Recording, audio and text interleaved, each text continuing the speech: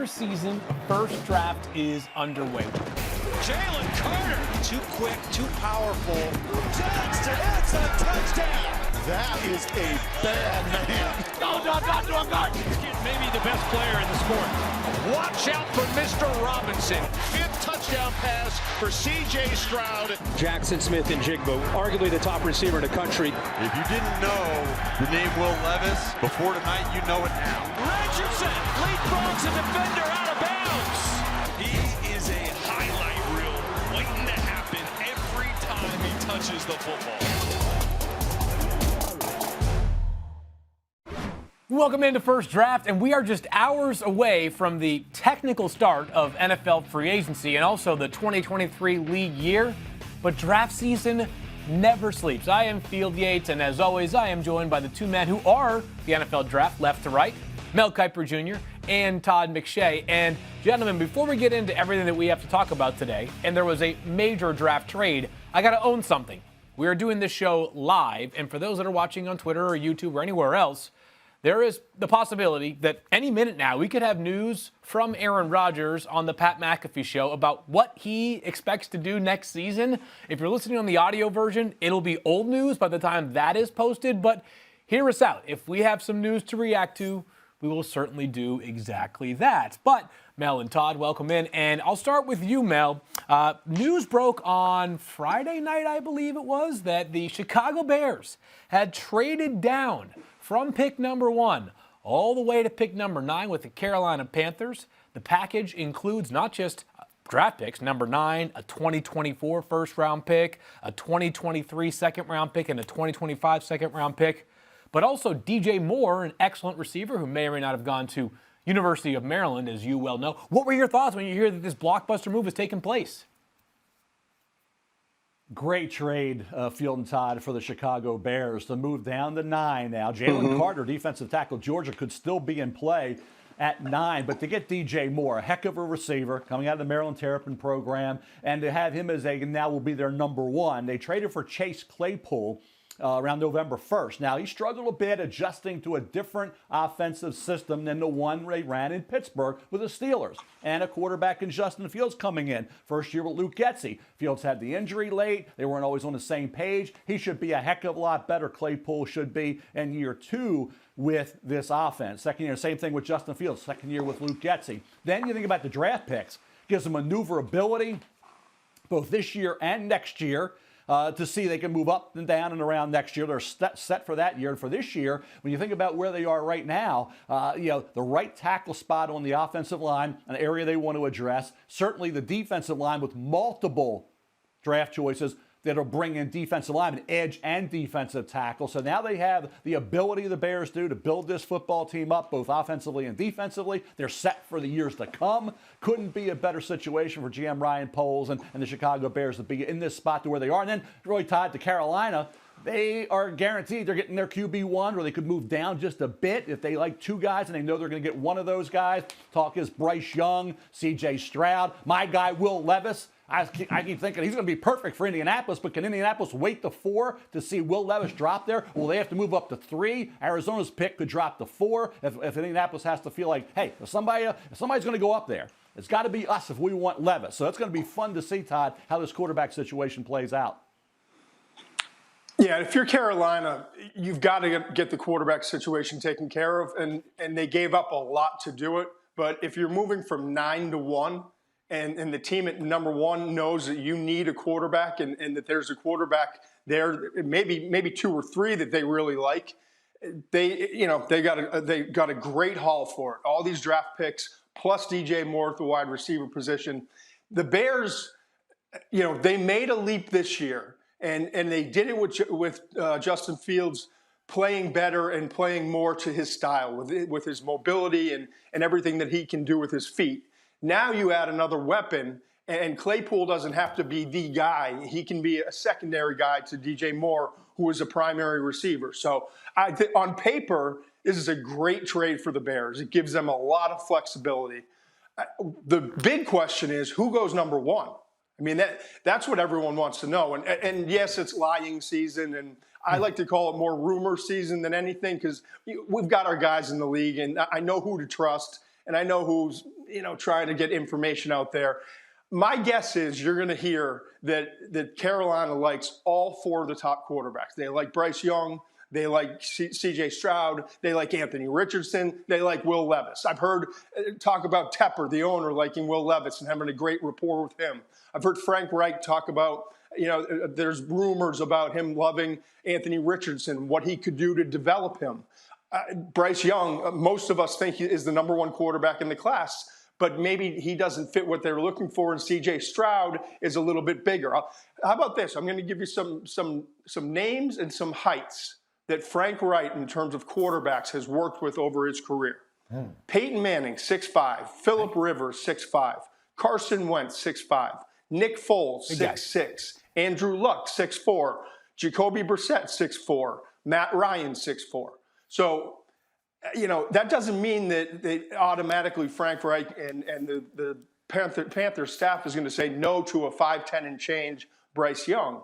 But you have to start to lean, in my opinion, a little bit more to C.J. Stroud, who's 6'3" and is a lot closer to kind of that pocket passer and that stature that Frank Reich is used to working with. So that's going to be interesting to see. I had to do an updated mock right away when we found out about the trade. I kept Bryce Young there because I have him as the number 1 quarterback. But the more I'm thinking about it, the more I think it's likely that it's C.J. Stroud, and I think the wild card is Anthony Richardson, just because of the potential and the development that Frank Reich and what he's been able to do with some quarterbacks over the years. But C.J. Stroud at 6'3", yes, a little bit of a lean frame, but he'll continue to get bigger and stronger as he goes. Showed more of his mobility, late in the season, especially in that Georgia game in the college football playoff semifinal. And most importantly, Frank Reich is looking for a distributor, a guy who has fast eyes, processes, and is a smooth, natural thrower of the football. And if you're looking for the best pure pocket passer in this class, it's C.J. Stroud.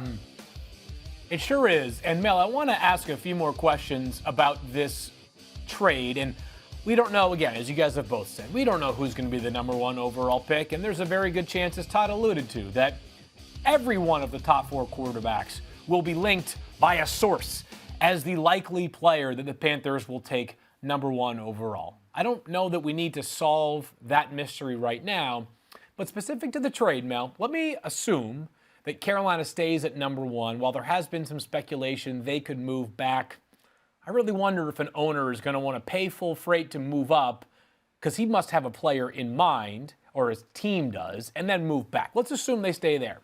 Let's also assume that Houston, who has not signed a quarterback in free agency other than Case Keenum, there was some speculation they could be in the market for somebody like a Jimmy Garoppolo, also takes a quarterback at number 2. If you're Chris Ballard of the Colts, how are you feeling right now? And would you be on the phone exhausting Monty Ossenfort, the Cardinals GM, to make sure you move up to number 3? Because you're at best right now getting quarterback 3, and it could be quarterback 4, because someone else could move up to that 3rd pick like you were referencing earlier. Yeah, and guys, it could be QB1 for you, okay? Sure. Just because it's QB3 off the board doesn't mean it's not your QB1. And Will Levis, right there, for me, it could be QB1. Bryce Young, at Todd's point about the heights and weights, nobody's ever coached with Bryce Young. He's the smallest quarterback in the history of the draft for the 1st round. So I don't know many head coaches or offensive coordinators who have worked with a 5'10", 195, 200-pound quarterback. So when you're looking at Bryce Young, he's unique to the number 1 pick. He's unique to the 1st round. I hear you. The thing is, can he maintain that? What is he going to be during the season? That's the most important thing, not manufactured weight, but real weight. We've never had a player where you talk about real weight and height together, size overall, be this size when you put it both together that Bryce Young is. We talk about being a great processor. He is the great distributor of the football. He is. He's all that. He better be, Todd. The big thing is, can he hold up physically? You see Miami going to be building this team around Tua, holding their breath. Every time Tua's out there, can he come back for the next game? Can he come back for the next game? Can he play a full season? That's going to be what you're going to be doing with Bryce Young. Make no mistake about it. Size is important. Physicality is important.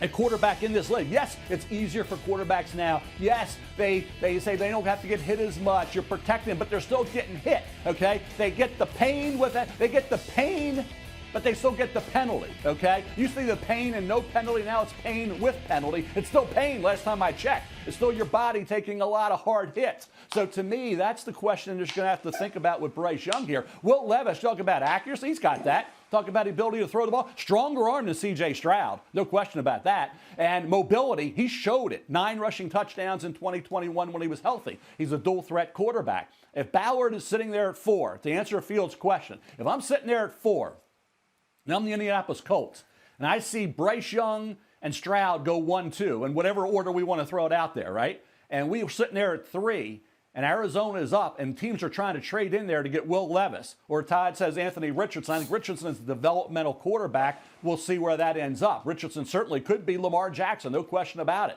People say Josh Allen. Well, we see Lamar came in with some questions throwing the football. We knew he was a great runner. Nobody knew Josh Allen would be that great a runner. That's what Lamar Jackson did. So I'd go to more to Lamar. We know what Lamar is. We know what Richardson can be if that's your comp, okay? But if you're the Colts and you see other teams going up there and you got to get there to get the quarterback, you got to go one spot. If Levis could be your QB1. Okay, there are teams that think he is. So coming out of that offense with Liam Cohen, then Scangarillo, 2 different offenses, lost his offensive line, terrible O-line this year, lost his number 1 receiver. All those things point to maybe Ballard at 4, then 3 guys getting his QB1 if in fact it is Will Levis. And we don't know that. I'm just saying, don't think just because they come off the board a certain way that they're getting the 3rd best quarterback on their board. That may not be the case. And if I'm Arizona, I'm dying to make a trade with Indianapolis because I'm moving back 1 spot. I know 3 quarterbacks are going ahead of me, and I can take Will Anderson or Jalen Carter if everything works out legally and you're comfortable with that whole situation. So I would love to move back 1 spot. I also would entertain a move back to number 7 with Las Vegas. I mean, Josh McDaniels needs a quarterback, and they're hungry to get a guy, and they've been active already bringing in, veteran guys and guys that can help their team. So I think that it's going to be very interesting to see which deal, because I'll be shocked if we get to the first night of the draft and Arizona is picking at number 3. Yeah, I think absolutely you take advantage of those 2 hungry teams for quarterbacks. Indy at 4 and Vegas at 7. One of those deals will make a whole lot of sense. You're still going to get a great player at 7. You're going to get the best defensive player or the best player that's not a quarterback in the draft if you move back 1 spot. And you're going to get additional compensation for it. So Arizona would be crazy not to make a deal. And Indianapolis and Vegas would be crazy not to be pursuing a deal for that number 3 spot. Yeah, and of course, the Colts quarterback depth chart, quite barren right now. They're going to eventually release Matt Ryan. Would be sort of logical if they did the same with Nick Foles. The Raiders did sign Jimmy Garoppolo, but one of those contracts that if you look at it across the quarterback landscape is not exactly like a long-term marriage that's guaranteed to last forever. You're not the $50 million range per year. That could be one that they could escape. And here's the other thing. With a Jimmy Garoppolo, you can have a starter for a year while you're developing an Anthony Richardson. To me, that makes all the sense in the world. Because AR is not ready to step in and start right away. Maybe he'll be forced into that kind of situation, and they'll have to utilize his legs and hope for the best in year 1. But ideally, you go to a situation like Las Vegas has with a quarterback who can be the starter. You get some reps, in games in your rookie year. You get to learn from a veteran who's been around and knows the game and worked with Tom Brady and has been a starter and has been a backup and kind of knows all the parts of the quarterback position.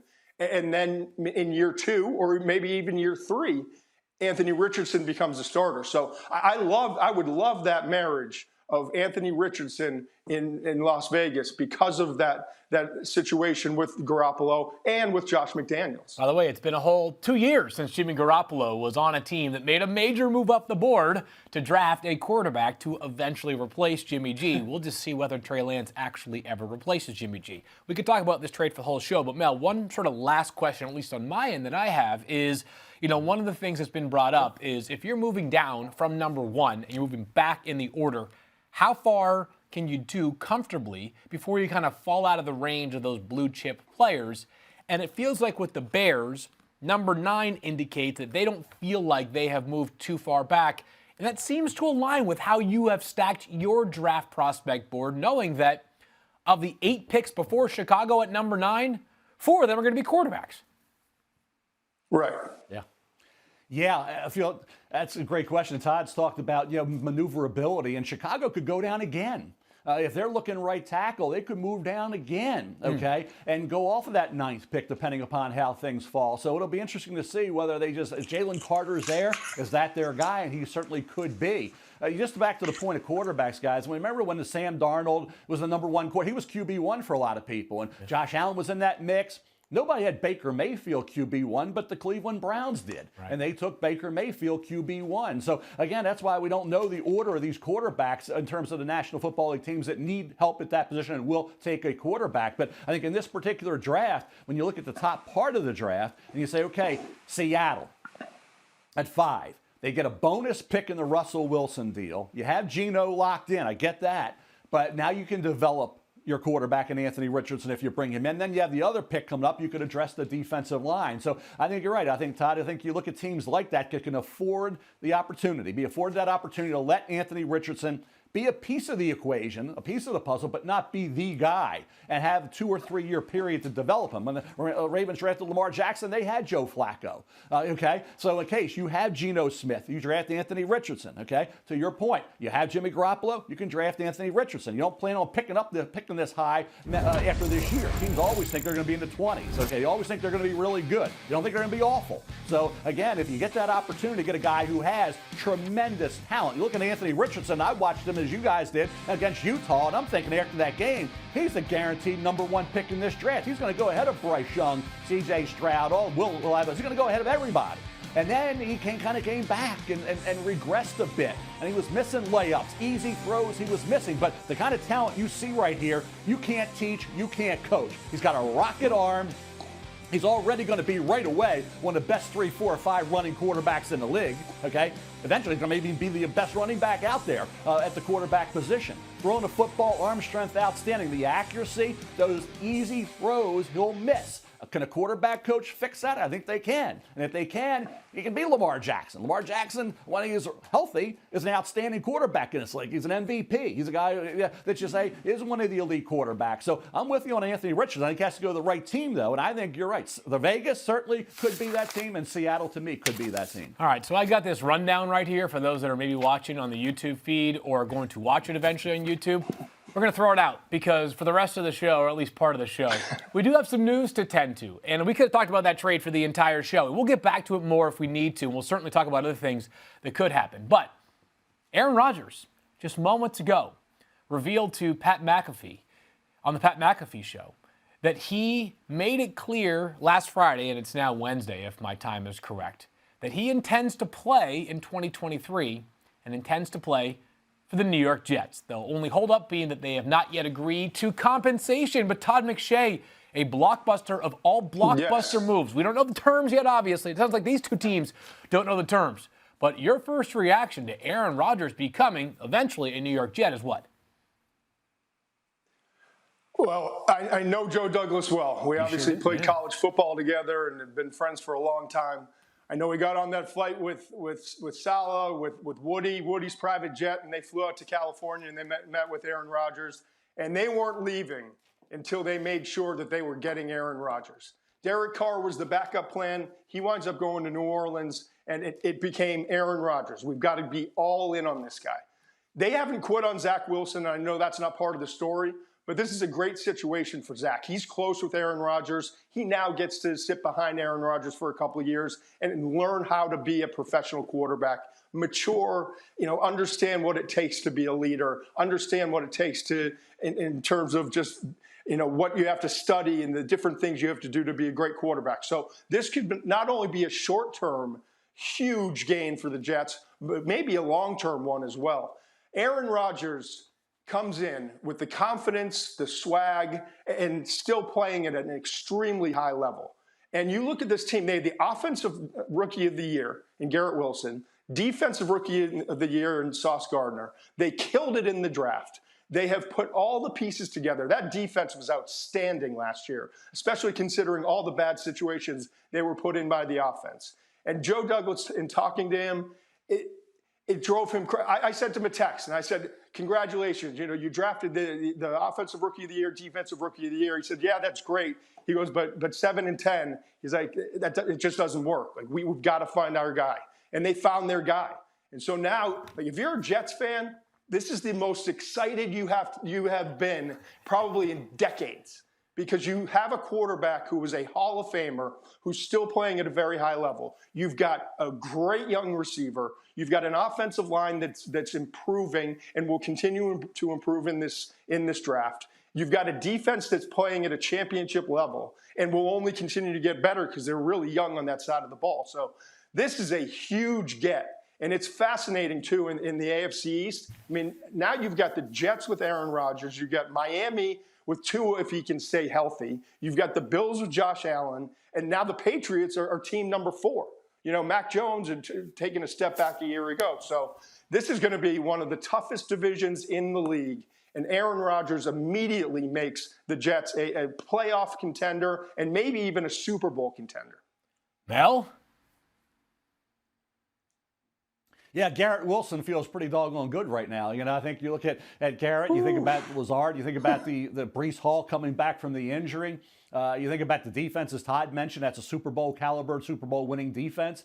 And now the excitement of that team and that locker room and knowing what's going to happen once they get to training camp. They get, obviously, with the OTAs, get everything going with that football team with Aaron Rodgers coming in. And then the opportunity, as Todd said, the offensive line. That's the big issue, is fixing and getting that offensive line to be cohesive, stay healthy. Vera Tucker coming back from the injury, adding an offensive lineman at pick number 13, which this trade has not been announced. We don't know what the terms of the trade are. What are they giving up? You have to believe, from what you hear, maybe not 13, maybe it's a 2 and then a conditional pick the following year. We'll see about that. But that 13th pick, Todd and Field, I think is important now, because this team's offensive line needs to be fixed. And that offensive line position at 13 could bring you a Paris Johnson Jr. from Ohio State, a Peter Skoronski from Northwestern, a Broderick Jones from Georgia. It could bring you that offensive lineman that they really need to help out in Aaron Rodgers. Darnell Wright from Tennessee. There's no doubt about that. Yeah, Wright's in that mix. I mean, a guy that's moving up is Matthew Bergeron from Syracuse, not this high, but he'll be a second-round pick that a lot of people think can be a steal in the second round. So I think when you look at the offensive line, the Jets will address it. They may address it multiple times. And that makes that 13th pick very valuable to the New York Jets. Man, what a move. Aaron did note on the Pat McAfee show, by the way, that compensation, as I mentioned earlier, had not been worked out, and the Packers seem to be digging their heels in. Kind of makes sense, right? The guy's a 4-time MVP. You're not going to give him away for a bag of balls. You are certainly looking for some treasure assets, and whether that is pick number 13, I would certainly think it has to start with pick 13. Like, start with it, maybe even much more than that. But it will be interesting to see how long it takes these two sides to hammer something out. But once the main person involved has made clear what his intentions are, these things don't tend to turn around and go back. So Jordan Love will become the next man up. And I think it's an interesting time to revisit, Todd. It's been 3 years since Jordan Love got drafted in the first round. 3 years. He's played like 2 games in that time. And the Packers have a confidence in Jordan Love that is unmistakable. That's part of the reason why they are making this move right now in trading away Aaron Rodgers. I'm flying blind. Like, I don't have much of a perspective on Jordan Love. But when you rewind to the draft, what stood out to you coming out of Utah State? Well, he's a guy who can make all the throws. He's got kind of a unique, almost like a javelin-type throwing style. He's got mobility. He's creative. He can extend plays. I think he's at his best when the initial play breaks down and he gets out on the move. But, you know, watching him in the NFL, I know they have a lot of confidence in him. But I didn't see the greatness that you're looking for in the couple starts that we've seen from him. So that's going to be interesting to see. They know a lot more than we do. They're in practice every day. They're developing him. They also, let's just be honest, Aaron Rodgers is a different cat.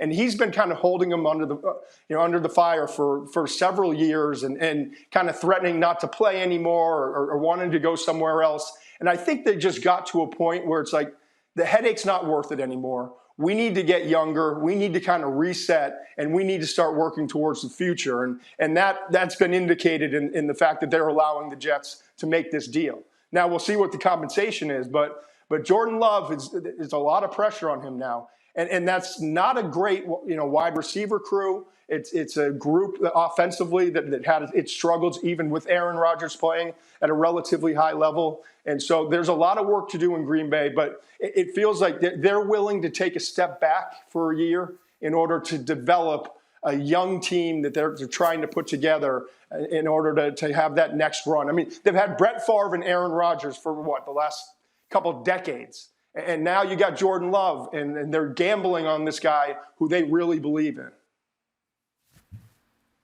Mel, any thoughts on Jordan Love from when he was coming out and what it would mean now for the Packers? Because, you think back over the past, and this is not hyperbole, 30 years. 30 years, actually, I think if I do my math correctly, 34 years? Whatever. It was around 30 years of Brett Favre and then succeeding to Aaron Rodgers. This franchise doesn't know quarterback controversies or quarterback purgatory. They know quarterback MVPs. That's what they know in Green Bay.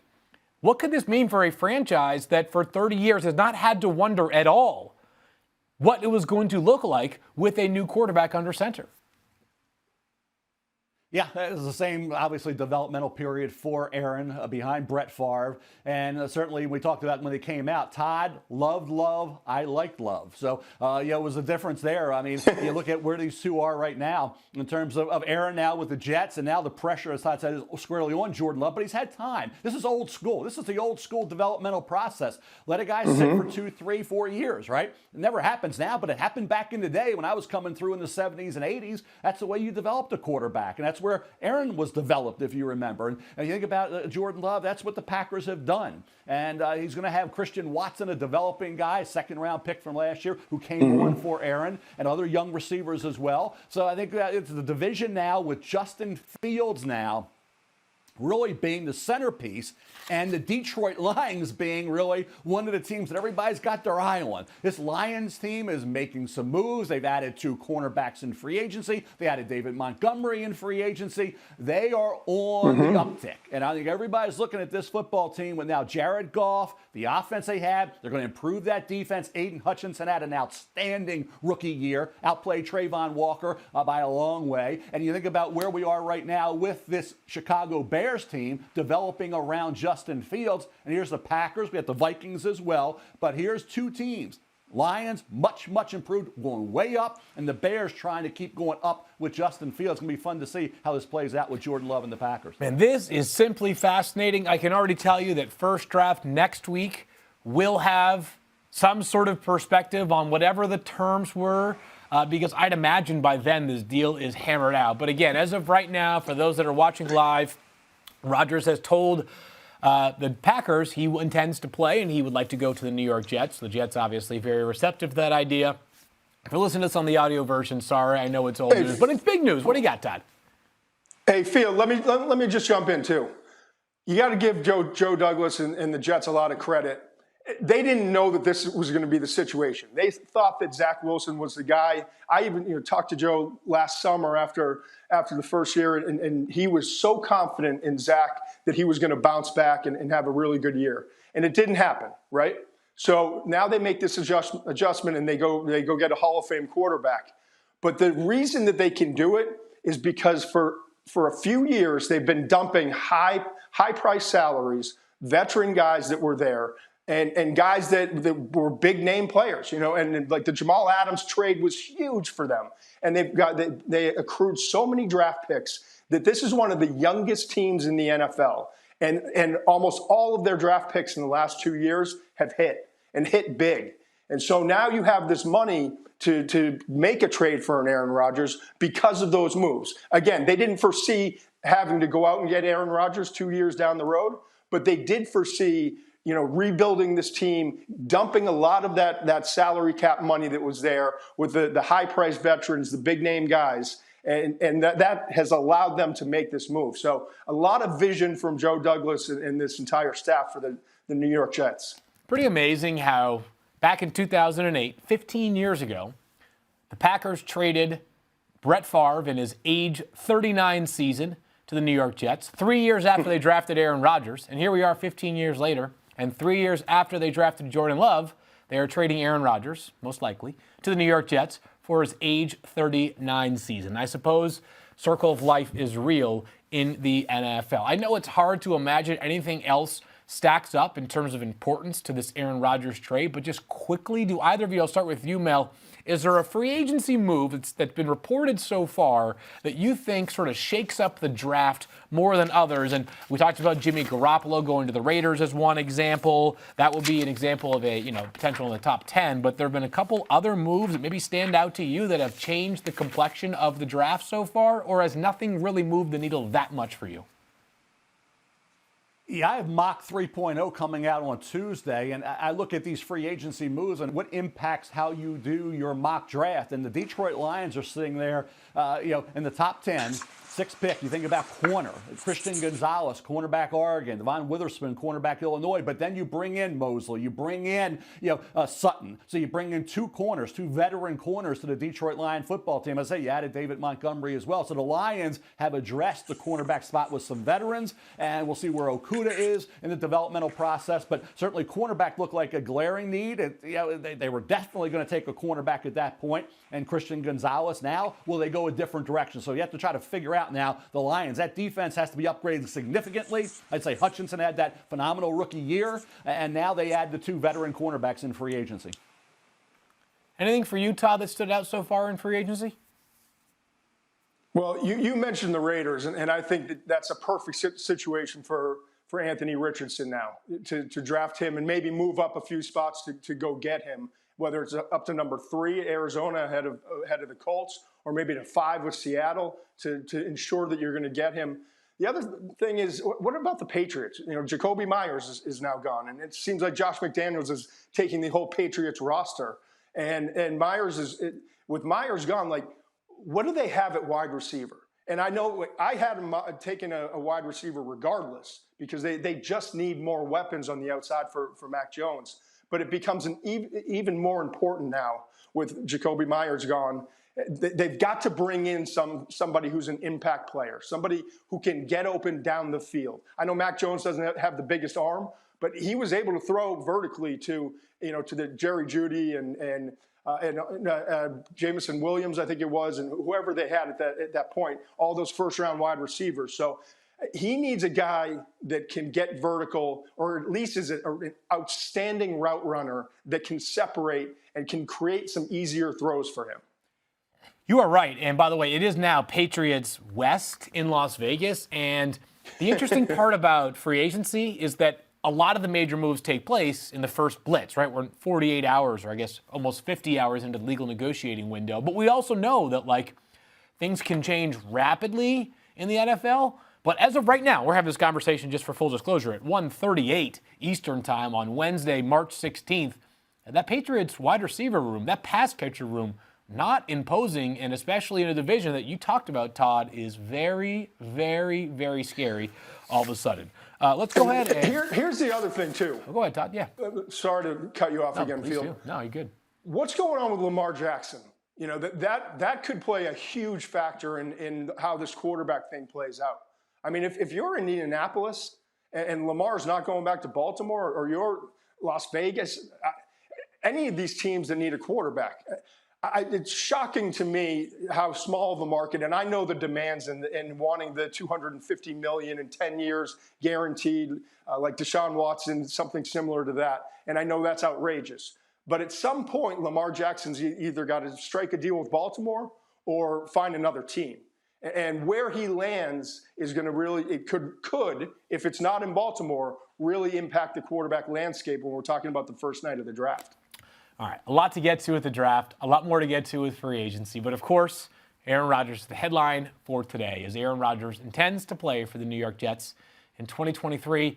And if we've learned with Rodgers, I think it's fair to say it seems like things are year to year for him right now, although he has 2 years left on this current contract. So maybe this is a multi-year commitment to the Jets. Before we wrap things up, we want to let Todd, let's talk more draft stuff here, Todd. And let's, we can't only be talking about the stuff that takes place in free agency. So I'm going to sort of hand the microphone to you, the proverbial microphone, and let you take it where you'd like to go. I've got two spotlight players. We did this last year. We're just going to start it up. We got about a month or so away from the draft. Two spotlight players that aren't big name guys that I think people need to know because I think they're going to be impact players as rookies and moving forward. And I'll start with Tulane running back Tyjae Spears. He was, to me, of all the running backs of the Senior Bowl, clearly the number one guy in terms of creating and utilizing his lateral agility. I mean, he's 5'10", 201 pounds. Really impressive blend of twitchiness, contact balance, and speed. He creates his own yards with his vision, that lateral agility, and the ability to bounce off would-be tacklers. He rushed for 1,581 yards and 19 touchdowns last season, and also caught 22 passes. To me, in the deep group of running backs this year, Spears is probably going to be a third-round pick. And I think he can be a starter in the league, Mel. I think this guy has special qualities to him. Maybe it's in a rotation.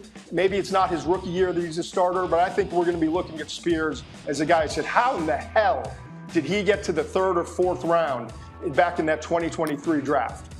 The other guy is Mississippi State cornerback Emmanuel Forbes. And I know Forbes is rising, and now he's being talked about potentially as a first-round pick. And he's a toothpick, don't get me wrong. I mean, he's got length, but he's 166 pounds. That's what he checked in at the combine. At 6'1", though, with the long arms that he has, he's one of those exceptions. He's a tall, long guy, but he's better in off coverage than he is in press. He does a great job of reading quarterbacks' eyes, understanding route concepts, no wasted motion in terms of his pedal, what he plants and drives. And he consistently gets early jumps on the ball. He ran a 4.36 at the combine, and he had 14 interceptions during his career, including 3 pick sixes this past year. So you're talking about a guy, if you're playing a zone scheme or an off-man scheme, I know he's not going to be a great tackler, and he's got to get bigger and stronger, but a guy who can get you the football back and is an absolute playmaker. So Forbes may sneak into the first round, may go early in the second. But between Spears and Forbes, those are two guys that we're not talking a lot about that I think are going to be huge impact players in the NFL. All right. Well, it's good to kind of wrap things up there with some draft coverage. Mel, are you on the clock for your next mock draft on Tuesday, March 21st? Yeah, 1 o'clock for Tuesday, mock 3.0. But I'll tell you what, guys, I was watching some tape this morning, as we do at this time every year, and Anthony Johnson Jr., Iowa State safety, a former corner. That's what we love, is guys that played corner for a period of time, then moved to safety. He's a Matt Campbell favorite. This kid is physical. He tackles. He's aggressive. 4th on the team in tackles. Had 5 career forced fumbles. Had 2 picks this past year. 6'2", 205 with 4.54 speed and a 37.5 vertical. I'm looking for safeties that are way under the radar, way underrated. Anthony Johnson Jr., Iowa State safety, really like that kid. And Tank Dell, the receiver from Houston, what a player, Todd. I mean, I watched him this morning making catches in traffic. I watched him returning punts. I watched him attack the football. Now, he's got to eliminate the focus drops, okay? Got to eliminate those. This is a punt returner as a guy who can go get the football. What? Have you noticed, Kiper can't help himself. I got 2 spotlight players in. When he does his rant at the end of the podcast, normal Mel's weeks, off script, I just sit back and I let him have his time. He just can't help himself. I love it about him, but it also drives me absolutely bananas. You know something? And I'm going to... Off script is supposed to be uninterrupted, right, Field? Uninterrupted off script. But hey, Todd, you got to do what you got to do, pal. But no, to the point about Anthony Johnson Jr., Iowa State, way underrated. For a kid like Tank Dell, somebody's going to get a guy who's a football player, and he's going to help you right away as a great punt returner. And I'll tell you what, you laugh when I had Will McDonald IV in the top 10, pass rusher from Iowa State, right? You laugh when Deonte Banks, cornerback Maryland, Kalijah Cansey, defensive tackle. Emmanuel I didn't Forbes, laugh at Banks. By the way, what? Let me... You questioned it. You questioned it. I hadn't watched his tape yet. I told you I hadn't watched enough of his tape yet. I like him. Well, you were late to the party. You're just a little late to the party, but we finally were graced by your presence. I said that last week. Now, to Emmanuel Forbes, okay, he's Splendid Splinter 3 for me. Splendid Splinter, Ted Williams, the original. Splendid Splinter 2 was Devontae Smith. Splendid Splinter 3, Emmanuel Forbes. Really like that kid. I'll give you another kid that's going to go top 15 of the first round. Here we go. Okay?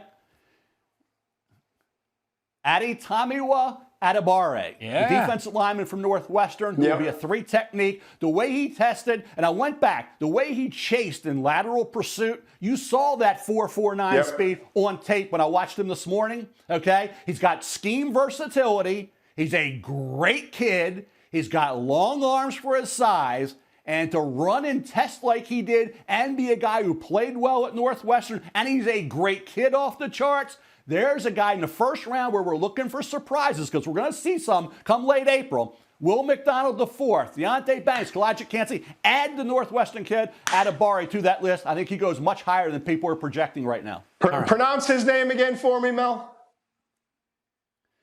Aditamiwa Adibare. I'm glad that Mel handled that one because I'm not going to lie. Yeah, hey, Todd, we've got about 6 weeks and a day to practice that one for the draft because it sure sounds like he's got a real chance of going at some point on the first night on April 27th, live from Kansas City. We cannot wait from that. And you know something, I know that we like the ribbing at the end of the show, but I'll be entirely transparent with you guys. Part of the reason why I have felt so honored to be a small part of the show is that you two care about one thing and one thing only. That's talking football, and that's talking the NFL draft. So I love it when you guys have passion about players that, even if it's not necessarily on our rundown, we find time for it as part of the reason why First Draft is. You're a good sport, Field. I'll give you that. I learn every time you guys go up, so it is great. And that's why it's off script, right? That's why it's off script. We are officially off script. We are back next week. Again, we have Mel's mock, is it 3.0? 4.0? Another new mock draft from Mel Kiper Jr., 3.0. It drops on Tuesday. We'll have a full show on ESPN2 plus ESPN Plus, and we'll have more on First Draft. We've got pro days. We've got second wave for free agency, potential trades, and Aaron Rodgers. He'll be a Jet. We'll find out for what it is. For Mel and Todd, I am Field. We'll talk to you guys again next week.